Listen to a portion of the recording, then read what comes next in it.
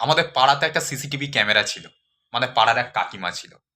তিনি কি খবর রাখতেন জানেন? তিনি সব সময় খবর রাখতো কার ছেলে কার মেয়ের সাথে পালিয়ে গেল, কার মেয়ে কার ছেলেকে বিয়ে করলো, কার মেয়ে ছাদে বসে ঘন্টার পর ঘন্টা গল্প করলো, কার ছেলে কোন মেয়ের সঙ্গে প্রেম করছে, কোন ছেলে কোন মেয়েকে ঘরে আনলো, এইসব খবর রাখতো।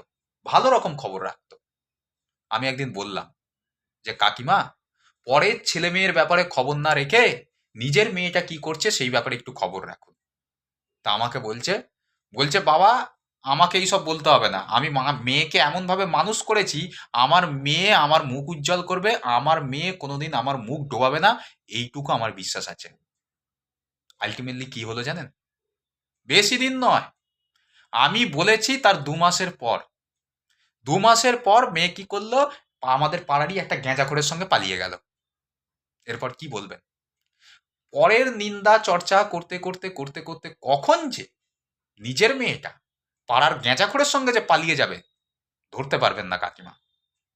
তাই যারা এইসব কাজ করছেন তাদেরকে আমি একটা সতর্কবার্তা, এইসব করবেন না কাকিমা। কখন দেখবেন নিজের বাড়ির ছেলে মেয়ে এরকম একটা কাজ করে ফেলবে, পরের নিয়ে সমালোচনা করতে করতে নিজের বাড়ির লোকের যে একটা এরকম কেস হয়ে যাবে, আপনি ধরতে পারবেন না। না, আমার এটা বলার ছিল, বলা হয়ে গেছে। এখন আমি চলে যাচ্ছি। আমি রিজু রায়। যদি ভালো লাগে অবশ্যই চ্যানেলটি কাকিমা সাবস্ক্রাইব করবেন, আর অবশ্যই ভিডিওটিতে লাইক করবেন।